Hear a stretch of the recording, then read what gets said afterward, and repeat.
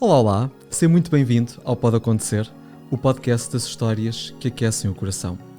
O meu nome é Tiago Gonçalves e deixa-me que te diga que estou particularmente entusiasmado e grato pelo episódio de hoje, até porque é com uma convidada com quem eu tenho crescido muito, tanto a nível pessoal como profissional, já que trabalhamos juntos há 5 anos e, portanto, é um episódio que me vai dar muito gozo gravar.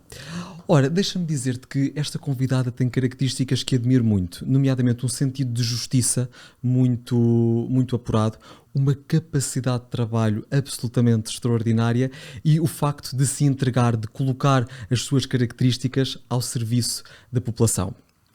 Ora, vou partilhar contigo que já foi Ministra da Saúde, já foi Ministra para a Igualdade, participou na constituição, na formação de inúmeras associações e instituições particulares de solidariedade social, já foi Presidente do Partido Socialista, enfim, toda e qualquer introdução que eu fizesse seria redutora para o brilhantismo e percurso da doutora Maria do Belém Roseira. E, portanto, fez-me todo o sentido convidar a doutora Maria do Belém para este projeto, para o Pode Acontecer, para juntos podermos então explorar a essência da pessoa por detrás da história de sucesso.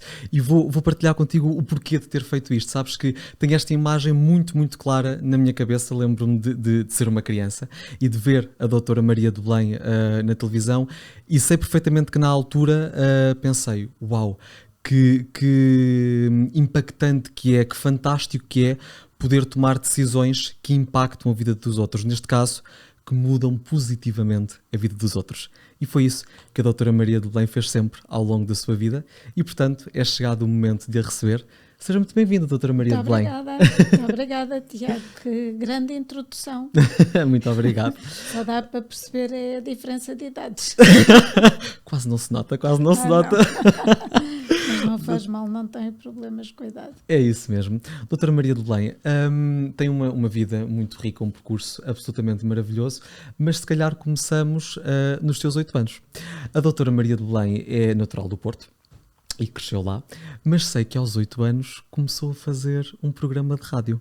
Quer-me falar um bocadinho sobre essa história? Sim, com base num concurso que eu ganhei, concurso sobre histórias, e eu concorri com uma história que ganhei, e nessa altura havia um programa de uma emissora no Norte de Reunidos que continha histórias para crianças, precisamente. E aquilo era feito, portanto, com atores e atrizes,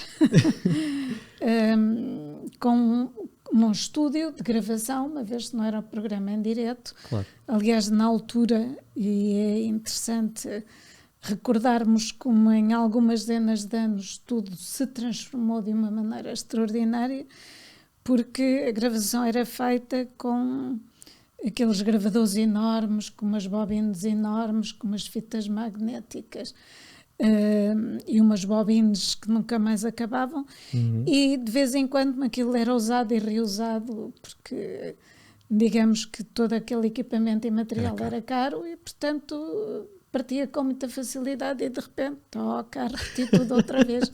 De maneira que habituei-me a lidar com alguma naturalidade com estúdios. Não é? Os estúdios da época são diferentes dos estúdios Não tem nada a ver. de hoje, absolutamente digitais, não é? Mas de qualquer das formas a relação com quem nos grava é sempre a mesma, não é? Claro ao fim que e ao sim. cabo, a metodologia é a mesma. Os instrumentos para conseguir o resultado final é que são diferentes. Mas diga-me, esse programa que gravava com 8 anos era de que âmbito? Ou seja, vivia... Não, eram histórias para crianças e cada um de nós fazia uma das personagens da história. Mas quem é que escrevia essas histórias? Havia um Era o guionista? produtor, Ok. era o produtor do programa que escrevia essas histórias. E, portanto, foi assim que se estreou, por assim dizer, na parte audiovisual, chamemos-lhe assim. Exatamente. Muito bem, sim, Na senhora. altura, mais áudio que visual. Mais audio que visual, agora é que é audiovisual. E, portanto, assim se percebe à vontade da doutora Maria do Belém aqui, com as câmaras, com os microfones, já Aliás, vem também a televisão nasceu no país, se não me engano, em 1957. Precisamente nessa altura tinha eu 8 anos de idade, portanto, está a ver. Mas o que era vulgar era o rádio que entretinha as pessoas, era o rádio que fazia chegar as notícias, era o rádio que fazia chegar todas as mensagens que era necessário transmitir, sendo que essas mensagens à época eram muito ocupadas, sobretudo na parte dos noticiários, também pelo que era a cultura de um regime político de ditadura, não é? Claro que sim. Portanto, as pessoas tentavam mudar para outras estações. Lá em casa ouvia-se muito a emissora 2, que era a atual Antena 2, que era muito mais música clássica do que hoje em dia. Hoje em dia tem muita entrevista, tem muita coisa falada, é pouca música, para meu gosto. De qualquer das maneiras, também se tentava aceder, através da sintonização de rádio, aos programas da Rádio Moscovo e aos programas da Rádio Argel, que era quem nos dava, através dos portugueses que tinham fugido, Claro. por razões políticas, ouvir aquilo que era a verdadeira visão sobre Portugal, que não nos chegava, como é evidente. Claro, era de outra controlado maneira. e portanto não chegava. E fala dessa componente da televisão, nós nunca nos podemos esquecer que a televisão evoluiu a partir da rádio e grande parte dos programas de televisão evoluíram a partir da rádio, portanto Mas é natural. essa contextualização faz todo o sentido. Pois. E falou-me também de um regime ditatorial, é algo que me fascina, é perguntar-lhe, porque a doutora Maria de Belém estudou em Coimbra e tirou uma licenciatura em Direito, mas foi num período, em primeiro lugar, pré-25 de Abril, e em segundo lugar, numa altura em que, enfim, não era muito comum mulheres chegarem ao ensino superior, e portanto não havia muitas mulheres no ensino superior. Pergunto-lhe como é que foi estudar nesse período, porque é claramente Ora bem, diferente do o que atual. havia era poucas pessoas no ensino superior e havia muito mais mulheres nas áreas de letras do que nas áreas das ciências. Claro. E, portanto, esse é que era o panorama. Portanto, pouca gente em todo lado, no ensino superior, como é evidente, Claro. e um bocadinho uma tentativa de encaminhamento das mulheres para umas determinadas áreas. O direito era um curso, evidentemente, com uma grande formação teórica, muito associada à filosofia, como é evidente, e àquilo que é a ordenação da sociedade, muito assente também sobretudo na cultura romana, uma vez que uma das principais fontes de direito em Portugal foi e na Europa o direito romano. De qualquer das formas, dizer que era um curso considerado para homens, e em direito havia muito poucas mulheres. E, portanto, digamos que a diferença era essa, porque o direito não era letras, tinha uma linha específica, mas evidentemente estava muito mais ligado à questão da filosofia, do latim, da organização do Estado, etc. E, portanto, era mais encaixável na área das letras do que das ciências exatas, porque não é uma ciência exática, embora tenha uma grande relação com a matemática por causa da lógica e do raciocínio lógico. Só que era um curso considerado para homens e não para mulheres. Aliás, nós acabávamos o mesmo curso que os nossos colegas homens e, naquela altura, porque eu acabei o curso em 72, ainda não podia seguir carreiras da magistratura nem da diplomacia. Porque não estava previsto, não era permitido, portanto. Não está previsto, era proibido, que é completamente diferente. Pois, não vamos suavizar aquilo que... Está proibido. Claro. Era proibido as mulheres irem. Mas para durante o curso sentiu alguma discriminação, se é que posso utilizar esta palavra? Com certeza que sentia uma discriminação. As mulheres eram muito menos ajudadas do que os homens e, sobretudo, eram olhadas com alguma acrimónia pelos professores. Aliás, basta ver que em Coimbra, mas não era uma coisa específica de Coimbra, era algo da cultura nacional. Em Coimbra não havia nenhuma professora mulher e em Lisboa havia uma única só. Portanto, está a ver. Logo aí está tudo dito. Não, está tudo dito. As mulheres não passavam, digamos, aquele teto, chamado teto de vidro, que na faculdade era mesmo a nível do ensino superior como docente. Certo. Falando aqui da faculdade e também tendo em consideração que parte da nossa audiência ou está na faculdade ou entrará na faculdade, alguns já estarão a trabalhar, Como é que era a vida académica na altura? Porque atualmente olha-se para a vida académica de forma algo divertida, algo descontraída. Na altura presumo que sair Não, à a noite vida não é o que é académica, sair agora, não não, a é? vida académica em Coimbra era muito divertida, sobretudo para os rapazes no seu contexto noturno. Certo. Mas era uma vida muito divertida, como é sempre quando há juventude. E para as raparigas? Para as raparigas, como é evidente, as normas da época eram muito mais restritivas. Não vamos aqui dourar a pílula ou dizer Claro. que era diferente. Não, era diferente. Às raparigas era exigido um comportamento de muita contenção, e Coimbra, como cidade do interior, é cidade muito conservadora. Ainda mais. Isso notava-se muito mais do que no Porto ou em Lisboa, como é evidente. Aliás, foi um dos meus choques foi precisamente esse. Na altura, nenhuma universidade no país tinha os cursos todos, portanto, aquilo era distribuído pelas várias universidades para todas elas terem alunos suficientes para poderem funcionar. E, por exemplo, em Coimbra não havia farmácia completa, só havia 3 anos. Depois no Porto havia, em Lisboa também, mas em Coimbra não havia engenharia, só havia no Porto e em Lisboa.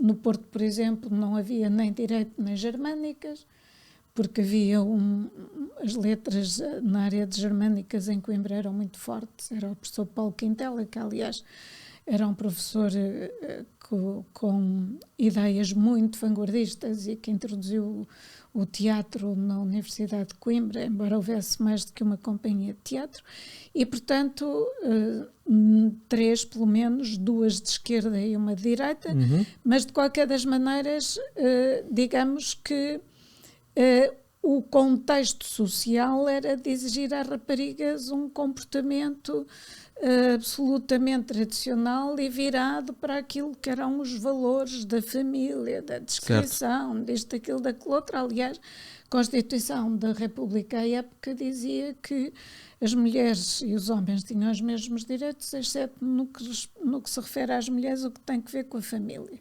E, portanto, não eram as mulheres que tinham um direito a ter família, era a família que tinha direito a ter mulheres, que é uma coisa completamente diferente. E o que é que isso provocava em si? Ou seja, o que é que sentia ao contactar com uma realidade que à partida era profundamente injusta? O que a pessoa sente é que não gosta e que fará o possível para que isso seja completamente contrariada. Aliás, tive a sorte também de viver em Coimbra a crise de 69, que foi uma grande revolução dos estudantes contra aquilo que era a moral tradicional, que era a moral da hipocrisia, a moral das aparências, não era a moral da realidade. E, portanto, digamos que isso são épocas muito importantes, porque são épocas de ruptura com tudo aquilo que é contrário aos valores democráticos e, portanto, por um lado, o reconhecimento da enorme injustiça que as pessoas que não tinham recursos não tinham praticamente nenhuma hipótese de colocar os seus filhos a estudar. Se houvesse a hipótese, na altura as famílias tinham muitos filhos, as pessoas escolhiam sempre, ou as famílias escolhiam sempre dar educação aos rapazes e não às raparigas. É o costume, não é? Portanto, não vale a pena estarmos a falar de coisas que felizmente já estão mortas e enterradas, embora corram sempre o risco de reaparecer, como nós vemos hoje em dia, sobretudo na cena internacional. Nós vemos agora, com a saída das tropas ocidentais do Afeganistão, lá vieram outra vez proibir as raparigas de ir à escola, obrigaram-nas a usar burca. Portanto, quer dizer, isto é a história da humanidade. Temos de ter cuidado para que as coisas não se repitam. Não é temos de ter cuidado, não. Temos que, pura e simplesmente, saber o que é certo e o que é errado para contrariar tudo aquilo que é errado, porque as pessoas conseguem... com muitos sacrifícios, com muitos riscos, como nós estamos a ver, por exemplo, também aqui mesmo no seio da Europa, com o que se está a passar com a Ucrânia e o que é que se passa na Rússia, que é também Europa, e, portanto, o retrocesso relativamente a valores civilizacionais está aqui ao virar da esquina. Portanto, é preciso ter muito cuidado com essas coisas e, sobretudo, a pessoa estimar o que tem. não desprezar aquilo que já foi conquistado. Porque aquilo que se assiste hoje é que as pessoas a única coisa que querem é divertir-se, se possível trabalhar pouco, e depois, quer dizer, aquilo que é normalmente o que nos dá os instrumentos para nós fazermos da nossa vida coletiva aquilo que entendemos que é certo e errado, que são as escolhas políticas. As pessoas desinteressam-se pura e simplesmente e não votam, nem querem saber, e julgam que tudo lhes é devido e que nada é conquistado. Não. Certo.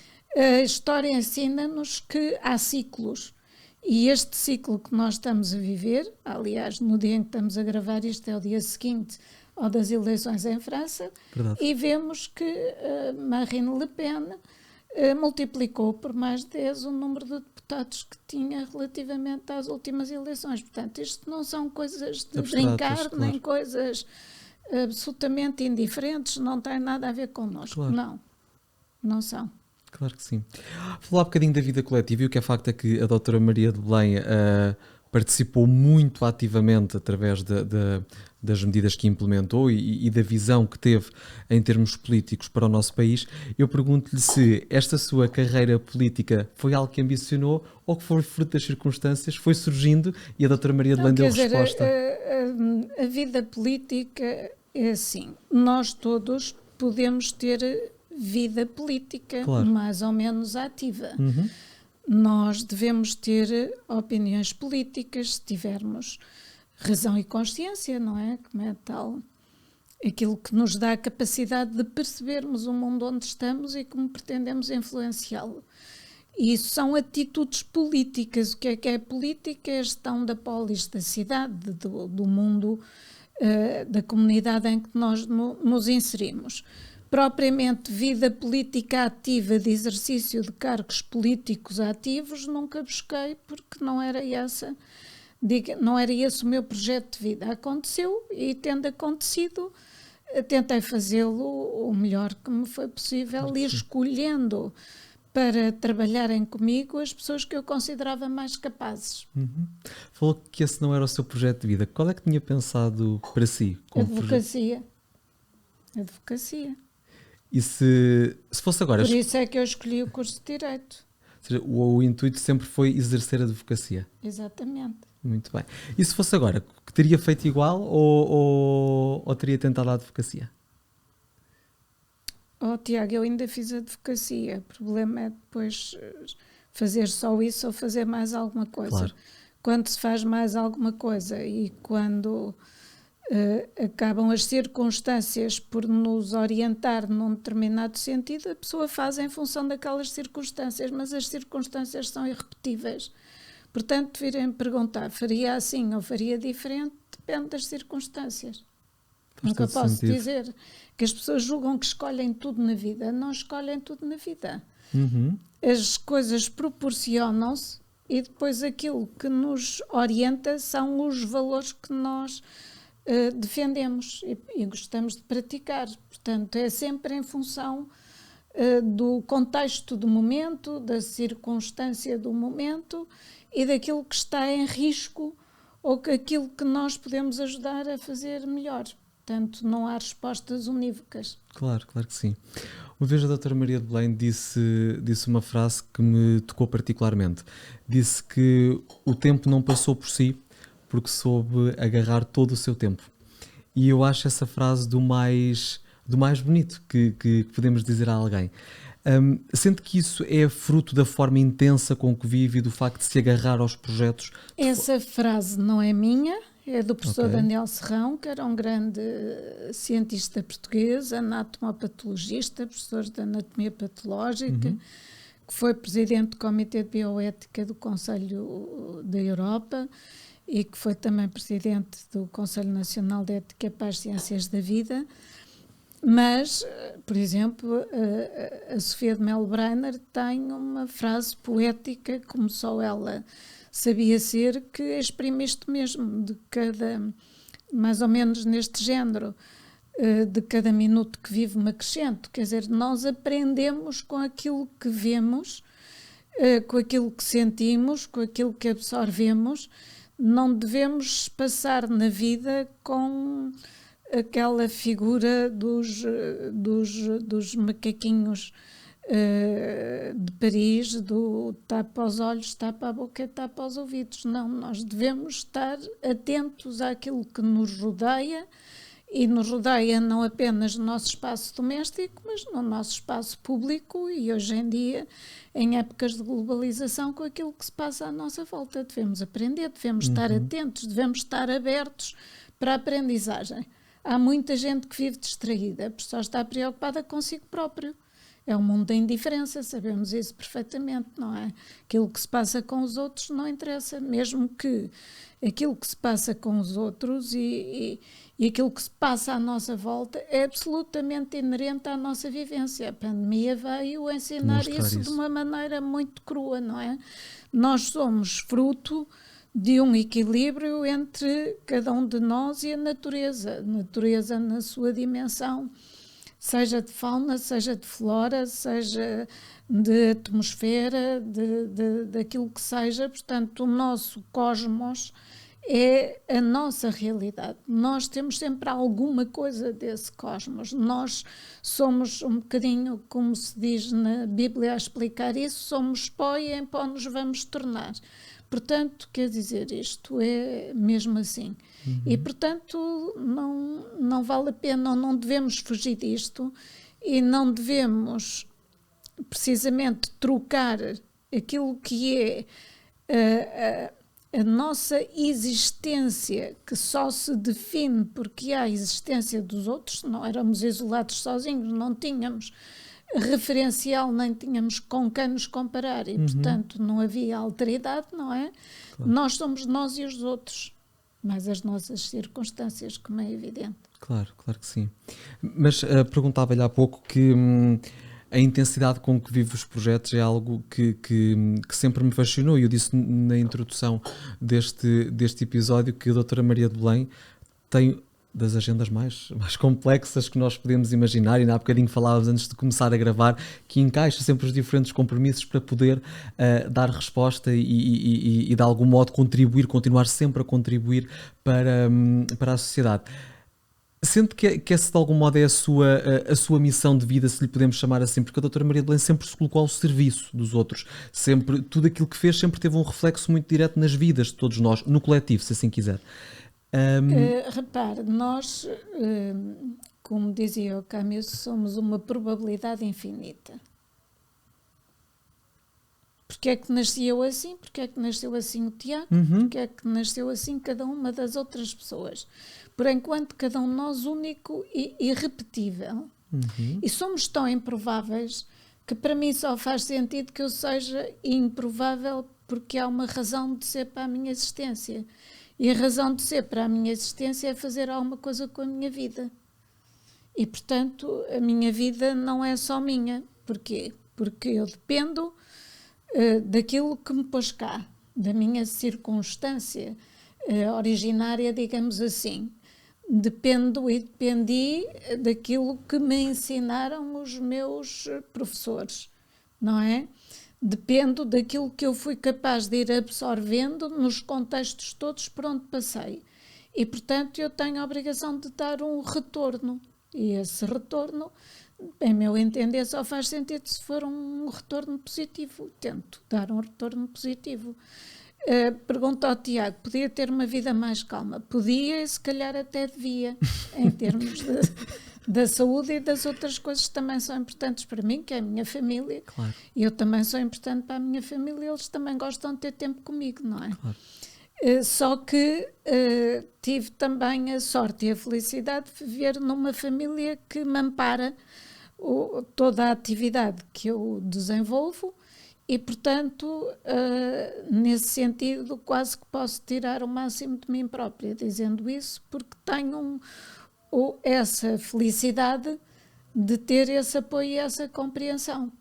E essa ajuda muitas vezes. Portanto, digamos que eu não me queixo, pelo contrário, acho-me uma privilegiada por ter tido este início, termos de uma família que me formou de uma determinada maneira, que há muita gente que tem um ambiente originário muito adverso, muito complicado, quer em termos de doenças físicas como outro tipo de doenças, e portanto acho que tenho até mais obrigação do que outros de pôr a render aquilo que eu aprendi, que eu posso partilhar, em que eu posso realmente ajudar ou fazer com que as pessoas percebam que a vida tem um sentido, realmente é algo que não é alcançável para mim. Olha, gostei muito desta sua explicação e desta sua passagem. Eu vou convidar quem nos está a ver e a ouvir a comentar esta componente que a doutora Maria de Belém partilhou connosco de algum modo retribuirmos aquilo que nos foi dado. Se sentes que também contigo em determinado momento, fruto das circunstâncias que já viveste, daquilo que te foi acontecendo, se também tu estás numa fase em que queres retribuir aquilo que te foi dado e colocar-te ao serviço da população. Sabes, quando eu criei o Pode Acontecer, o grande intuito foi inspirar e emocionar e ser um veículo para mostrar que tudo pode acontecer, que as histórias mais fascinantes podem ser encontradas nas pessoas dos mais diversos setores da sociedade e que se entregam ao outro, ou seja, que há aqui um espírito de serviço, um espírito de missão. E portanto gostava de te convidar a comentar se também tu sentes isto na tua vida e de que modo, para perceber também o que é que está desse lado. Ora, doutora Maria de Belém... Mas, Tiago, desculpe comentar, mas é Comente só já, dizer, por favor. Exatamente, é só dizer o seguinte. Sim.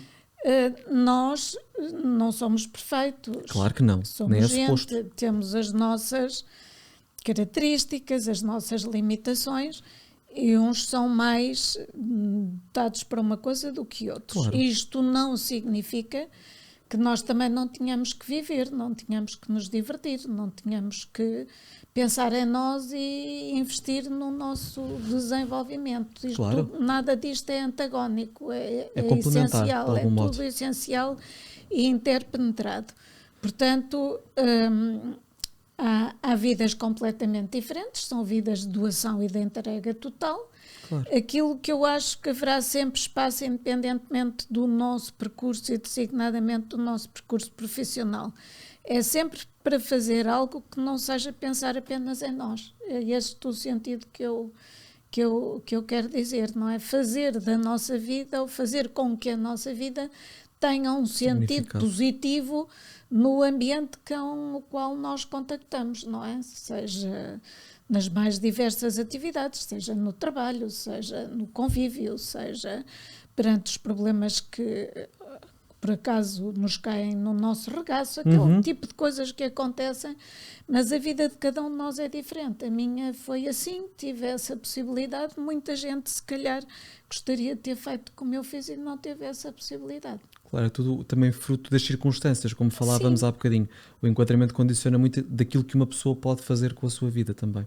Com a sua vida, com as oportunidades que tem, é porque digamos que o mundo está cheio de doenças e defeitos, portanto às vezes há gente fantástica e que poderia render imenso em determinadas funções, em determinados locais, com determinado tipo de tarefas, e depois ou nunca tem a hipótese de aceder a elas, porque no meio disto tudo há imensas batotas, não é? Há muitos compadrios, há coisas muito desagradáveis que acontecem na vida das pessoas. Elas não são todas iguais, nem têm todas as mesmas oportunidades. Para além do código postal, que é aquilo que normalmente condiciona mais, há outras circunstâncias na vida das pessoas que são favoráveis ou são adversas e, portanto, tudo isso tem que ser pesado no conjunto daquilo que fazemos. Falávamos há bocadinho, e lembro-me agora das oportunidades e do facto de enfim, particularmente para as mulheres antes do 25 de Abril, como falávamos há bocadinho, era muito complexo, era muito difícil, era injusto. Sente que atualmente continua a ser penalizador no mundo do trabalho ser-se mulher?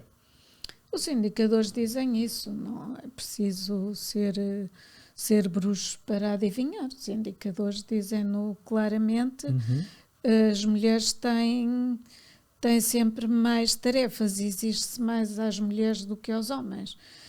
Cada vez mais isso está a mudar, mas digamos que nós vivemos num período de transição entre aquilo que é a definição em lei e a consagração em lei dos direitos e deveres das pessoas e a sua transposição para a vivência social.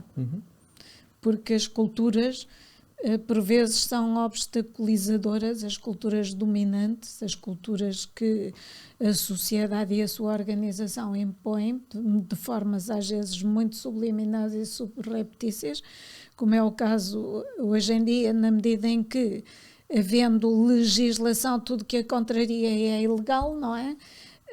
Mas isso nem sequer é apanhado muitas vezes, como não é apanhado, por exemplo, no espaço doméstico, em que nós continuamos a ter o mundo de uma violência que é criminosa, mas que não deixa de se passar apesar de ser criminosa, não é? Muitas vezes escondida, porque houve um caminho percorrido ao longo destes últimos 20 anos, em que, por exemplo, o crime de violência doméstica era considerado uma questão entre marido e mulher, uma questão privada, para passar a ser um crime semipúblico, para passar a ser um crime público. Isto tudo são vivências, não é?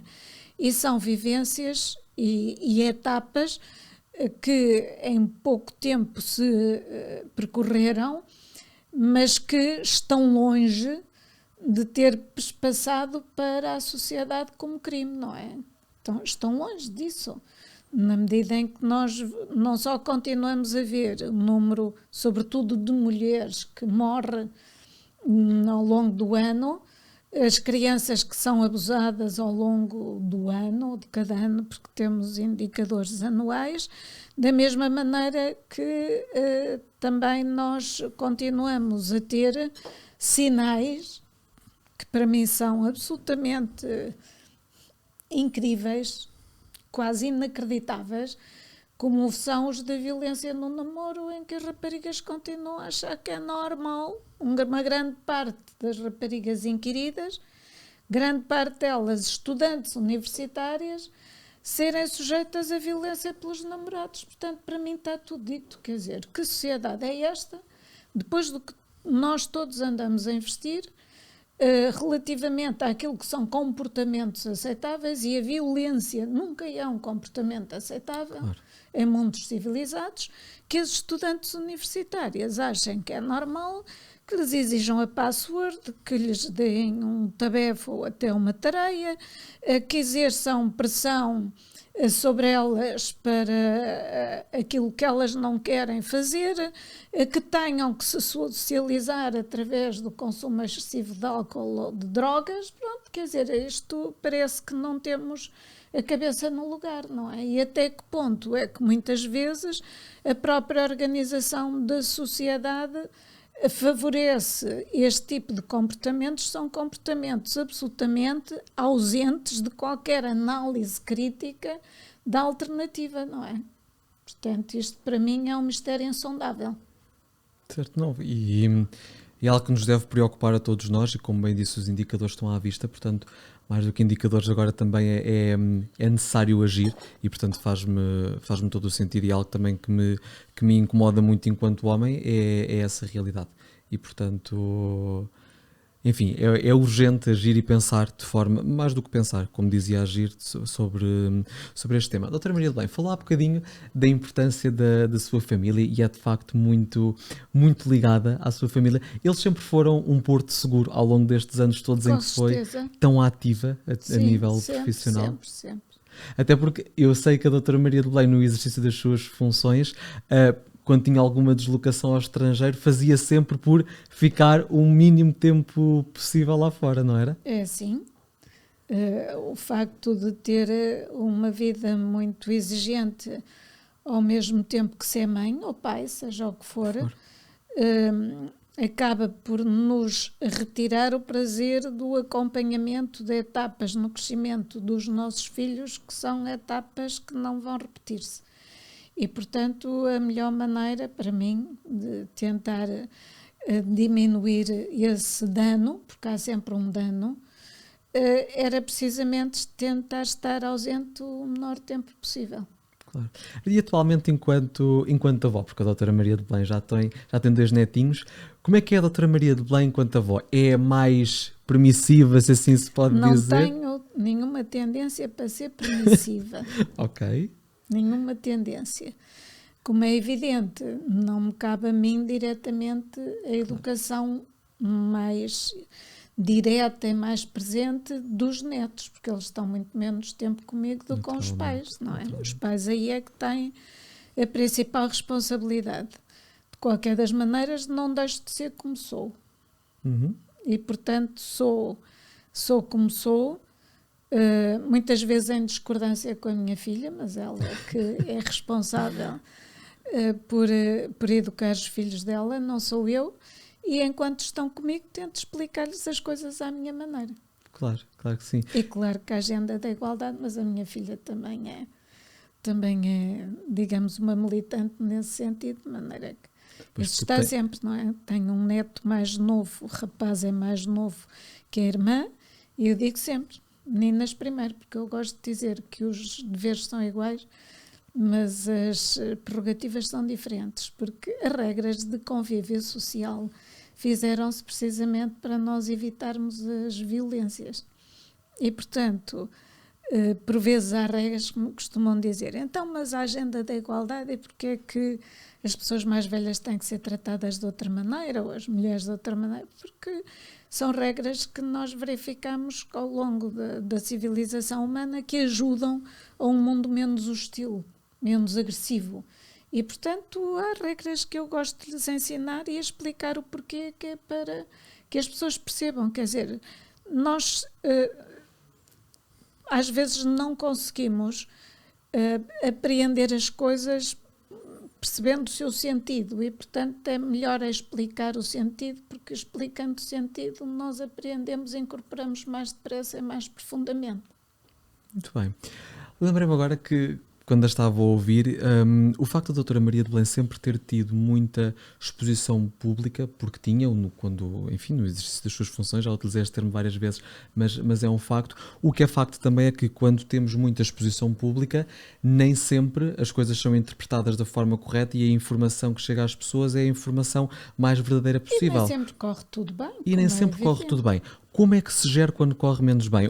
Como é que nos mantemos focados e alicerçados quando a aceitação não é a mais positiva ou as coisas correm menos bem? É preciso ter a noção que muitas vezes, e isso a psicologia das multidões ensina-nos, que nem sempre as multidões são racionais nas apreciações que fazem, são muito conduzidas e essa condução pode ser positiva ou negativa. Já sabemos isso, não é? Já é uma coisa também identificada há muito tempo. Por outro lado, nós próprios também, quando temos muita coisa para fazer, podemos cometer erros, não somos infalíveis, faz parte da natureza humana o errar, só não erra quem não faz. Agora, as pessoas são mais ou menos agressivas, são mais ou menos justas, eu tenho as minhas próprias formas de gerir essas coisas e por isso, como eu digo, quer dizer, o apoio da família é sempre bom, é sempre essencial. E depois há uma coisa que nos ajuda a perceber, que aquilo que hoje é muito desagradável, daqui a para um ano já não incomoda nada, já passou, já é passado, já está mais do que enterrado. Portanto, quer dizer, todos temos que lidar na nossa vida com coisas boas e com coisas más, tiramos normalmente mais lições do que é mau, ou do que correu mal, daquilo que correu bem, e portanto é encarar também essas coisas do ponto de vista positivo, do que nos ensina, e tentarmos, se erramos, não repetir erros, se não errarmos, ou se não erramos, esperar que as coisas passem e que a borrasca passe, porque não há mal que sempre dure, nem bem que se não acabe, é o que costumam dizer os ditados. Tem uma capacidade grande de se libertar daquilo que já não interessa, não tem? Completamente. Isso adquire-se com o tempo ou é algo inato? Eu tenho a sorte de ser assim. Não faço nenhum esforço para isso. Sou muito sensível, mas também sou muito racional. E, portanto, mesmo as coisas que me incomodam, eu tento racionalizar para perceber e para evitar que não me incomodem demasiado, sobretudo se considero que se trata de lixo e não de qualquer coisa positiva. Mas perante uma injustiça, perante uma situação em que trabalhou muito para determinado fim, para determinado objetivo, que era maior do que a doutora Maria de Belém, cujo intuito era ajudar, era melhorar as condições, e ainda assim recebe uma palavra de injustiça. Como é que se gera nessas situações? Como é que nos protegemos nessas situações? Não é uma desculpa, não é uma questão de nos protegermos. É uma questão de irmos à luta. Se eu acho que tenho razão, não deixo de ir à luta. É isso Eu mesmo. sempre disse, eu não procuro as guerras, mas não fujo delas. Se estiver convicto e estiver alicerçada nos seus valores... Com certeza, luto por elas. Não é qualquer pessoa que me amedronta. Até porque as pessoas hoje estão em cima, amanhã estão em baixo. É tudo muito volátil. É tudo muito volátil e tudo muito efêmero. E há pessoas realmente que acham que estão em determinados sítios e que vão estar toda a vida, e que vão ter muito poder e que podem usar o poder para achincalhar os outros. Não vale a pena. Os chamados títulos, não é? É só esperar um bocadinho e tudo isso depois acaba por... As pessoas aprendem. Acha que a vida se encarrega de colocar as coisas no seu lugar? Sei que isto é um bocadinho clichê e até filosófico, mas sente que de algum modo... Coloca ou não coloca? Coloca ou não coloca? Muitas vezes quando coloca já as pessoas não estão cá. Aliás, é muito engraçado que quando se faz um epitáfio parece que éramos todos fantásticos e bonzinhos. E muitas vezes essas pessoas foram tratadas com muita injustiça, muita maledicência, com muitos pontapés, etc. Eu acho que é melhor tratar as pessoas bem enquanto elas andam por cá do que depois de ser grandes loas, sobretudo aqueles que mais foram ativos no transformar a vida em inferninho para essas pessoas. Certo. Doutora Maria de Belém, para... Agora, eu não sou a julgadora dos outros, porque cada um Com tem certeza. a sua circunstância. Há muitas pessoas que têm uma determinada maneira de ser porque também foram criadas num determinado ambiente. Eu não sou julgadora de ninguém. Eu gosto ou não gosto daquelas pessoas, dou-me ou não me dou com elas. Claro, Pronto. conscientemente é uma atitude que toma uma preferência sua, que faz ou não faz. Nos seus tempos livres, quais é que são os hobbies que a doutora Maria de Belém Quais tem? tempos livres? Já sei, eu juro que sabia que me ia dizer isso. Quais tempos livres? Se tiver tempos livres, gosto de ler, ouvir música, jardinar, tratar das flores e das plantas. Também já gostei muito de cozinhar, mas a minha filha agora é chefe lá de casa. E cozinha muito bem. Dou-lhe esse prazer e, portanto, está a ver. Tem poucos tempos livres. Muito pouco tempo livre. E, se me permite, não acha que às vezes, não se sente exausto às vezes, porque, como falava, a sua agenda é assim uma coisa, enfim, nem adianta estar a explicar porque é inexplicável, mas às vezes não sente um cansaço exacerbado em consequência dessa agenda tão preenchida? Então, mas a pessoa se está cansada, descansa um bocadinho e depois fica bem. A única coisa que nos pode inquietar é a pessoa ficar doente, Claro, mas aí ter é outra... alguma coisa que nos afete na nossa capacidade. Isso é, de resto, a pessoa cansa, descansa. Não é verdade? Nós cansamos e descansamos. Portanto, não há problema nenhum, é uma questão de saber gerir. E as coisas que se sobrepõem. É evidente, não posso aceitar tudo, porque há os que nós chamamos em direito de conflitos positivos de competência, coisas que não podem ser feitas ao mesmo tempo. Claro. Agora, realmente, se as pessoas gostam de me convidar porque gostam do que eu digo, gostam de que eu exprima uma opinião, que eu participe num debate, que faça uma conferência, que modere qualquer debate, que intervenha em qualquer atividade profissional, se eu puder. E desde que saibam os meus constrangimentos, tudo bem. Está tudo bem, muito bem. Algo que a doutora Maria de Belém já partilhou algumas vezes comigo e que me deixou a pensar, a doutora Maria de Belém é uma adepta das tecnologias e do potencial positivo que estas tecnologias podem ter. Contudo, eu gostava que olhássemos agora para o outro lado, que é, as tecnologias são ótimas quando bem utilizadas, mas não acha que atualmente, particularmente com os telemóveis e tudo mais, estamos demasiado ligados ao digital? Então, o digital entrou nas nossas vidas. Portanto, é uma questão de nós gerirmos aquilo que pode ser gerido, não é? Há coisas que são como ao vento, é escusado pensar que se param com as mãos. E, portanto, o que nós temos que fazer é tentar, do ponto de vista da nossa organização em sociedade, tentar aprovar regras e princípios que façam das tecnologias algo positivo para as pessoas. Sabemos que isso é, digamos, uma utopia, mas se nós não aprovarmos princípios e valores e não encaixarmos, se não tivermos uma coerência naquilo que é governação, em termos globais também se aplica à questão das tecnologias, é desistirmos daquilo que é o nosso dever. Agora, tudo tem um aspecto positivo e negativo na vida, não é? Eu posso dar como exemplo a energia nuclear. A energia nuclear é horrível quando é capaz de sustentar uma guerra nuclear, mas é altamente positiva, por exemplo, nas doses adequadas para o tratamento do cancro. Portanto, é o que nós fazemos delas. No nosso espaço privado, tem que haver muita informação sobre como a dependência da tecnologia pode ser negativa e nós temos que ser, digamos, ter os olhos abertos para aquilo que são os riscos e os benefícios e depois fazer as nossas escolhas. Nós não podemos impor a pessoas adultas e a pessoas inteligentes as escolhas que são as nossas, a não ser os grandes princípios, não é verdade?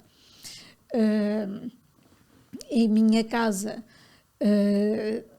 e com os meus netos, por exemplo, há muito cuidado em que eles não sejam excessivamente dependentes da tecnologia, mas eles vão viver num mundo muito mais dependente dessas tecnologias do que nós, ou melhor, do que eu, o Tiago um bocadinho mais do que eu e eles muitíssimo mais, porque a transformação digital está aí. E ela impacta as nossas vidas. Nas áreas em que eu me movimento mais, eu acho que as tecnologias podem ser um poderosíssimo instrumento ao serviço da melhor organização de todas as respostas que existem na área social e, como tal, devem ser utilizadas, aproveitadas em todo o seu potencial, precisamente para garantir aquilo que esse potencial tem de positivo. Mas sente que de algum modo essa utilização excessiva da tecnologia pode provocar alguma turbulência mental que nos torna menos claros do ponto de vista do raciocínio? Porque nota-se muito, não é preciso irmos muito longe, estações de metro, autocarros, as pessoas na rua, tudo muito ligado, muito compenetrado num telemóvel e pouco atentos aos Tiago, outros. Eu tenho muita preocupação com as pessoas que, não dominando as tecnologias, ficam arredadas dos seus direitos fundamentais. E por isso considero que um programa de literacia digital tem que ser estruturante da transformação digital da sociedade para não deixarmos pessoas para trás. Acho também, como sabes, já temos abordado estas questões, que acho muito importante reganhar uma certa dimensão da intergeracionalidade, pondo os mais novos a ajudar os mais velhos a ultrapassar as suas limitações nesses domínios. Até porque eu vejo que nós, as pessoas da minha idade, que conviveram com as tecnologias digitais já muito tarde na sua própria vida profissional, nós tivemos uma formatação cerebral com base no raciocínio, na lógica, digamos, nas coisas a fazerem sentido, e muitas vezes o digital não faz nenhum sentido, não é verdade? Mas se nós virmos um miúdo de 3, 4, 5, 6 anos hoje, ele está muito mais à vontade com um telemóvel ou com um relógio digital do que eu estou. O Tiago não, que é já da outra geração. Mas, portanto, eles têm intuição. Nós éramos formados para a dedução e eles ainda não substituíram a intuição pela dedução. E, portanto, relacionam-se de uma maneira direta com as tecnologias digitais. Vão viver com elas. Uma coisa é viver com elas, outra coisa é ficarem transtornados por elas. Portanto, tudo o que é excessivo é como nas coisas da vida. Eu não vou dizer que não vou dar comida às pessoas porque elas podem passar a comer demais. Não. O problema é eu dar-lhes informação suficiente para elas serem capazes de fazer as suas escolhas. Portanto, a chamada literacia, daí a importância daquele programa que falou há pouco.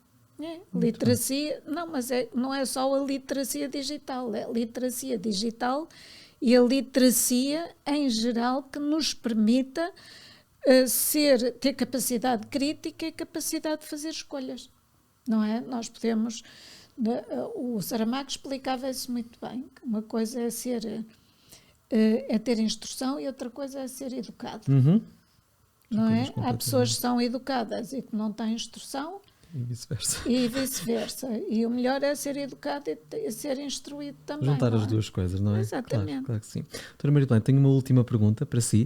Antes disso, deixe-me convidar quem nos está a ver e a ouvir a subscrever as diferentes páginas do Pode Acontecer, comentar este episódio, colocar like no episódio. Como sabes, o Pode Acontecer é um projeto multiplataforma, está presente, aliás, em várias plataformas. Portanto, subscreve as diferentes páginas, ativar o sininho, já sabes, para continuares então aqui a acompanhar os conteúdos do Pode Acontecer. Já sabes também que, para além dos episódios, vão saindo todas as semanas outros conteúdos, portanto, continua a acompanhar-nos, porque assim é que faz sentido. E agora tenho uma última pergunta, doutora Maria de Belém, que faço esta última pergunta a todos os convidados do Pode Acontecer, que é: qual o seu maior sonho?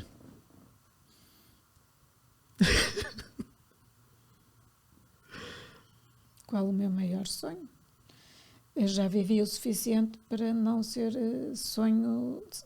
sonhos utópicos.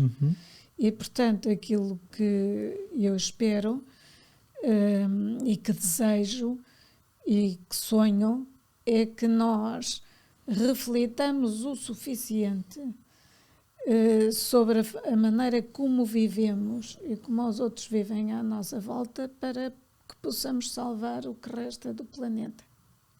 Uma ótima resposta. E lembrei-me agora de outra pergunta ao dar-me essa resposta. Então já não é a última. Foi a penúltima, afinal.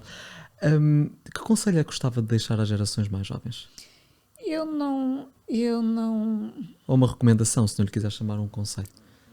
Olha, eu se calhar aquilo que eu chamo a atenção e que acho que de certa forma resume aquilo que estivemos aqui a falar é um bocadinho ir buscar outra vez a Sofia de Melbrenner, que é: vemos, ouvimos e lemos, não podemos ignorar. Eu acho que isso é sermos cidadãos conscientes, ativos e intervenientes na tentativa de minorar as injustiças que podem ser resolvidas. Por isso é que eu lhe disse, as utopias só fazem sentido no sentido daquilo que é realizável. E as injustiças é aquilo que nós, como seres humanos, mais basicamente somos capazes de identificar, e cada um de nós pode fazer um bocadinho para, de certa forma, corrigir as injustiças que sejam corrigíveis. E, portanto, aquilo que estiver ao nosso alcance, com os nossos amigos, com os nossos colegas, com a nossa família, com o nosso ambiente de trabalho, com aquilo que é a nossa comunidade. Por exemplo, os lixos, olha, que as pessoas continuam a não separar ou a usar inadequadamente as coisas, não ter atenção àquilo que realmente está a dar cabo da nossa casa comum. Percebam que realmente ou nos salvamos todos ou nos destruímos todos. E, portanto, acho que esta é a questão mais premente do imediato e aquela que realmente nos permitirá ter ou não ter futuro. Muito bem. Doutora Maria de Belém, muito obrigado. Gostei muito desta conversa consigo. Muito gosto também, Tiago, e felicidades. Muito obrigado. E obrigado também por podermos fazer este caminho em conjunto. Tem sido uma honra, por isso estou-lhe mesmo muito grato. Obrigado. Quanto a nós, encontramos-nos no próximo episódio do Pode Acontecer, e lembra-te sempre que também pode acontecer contigo.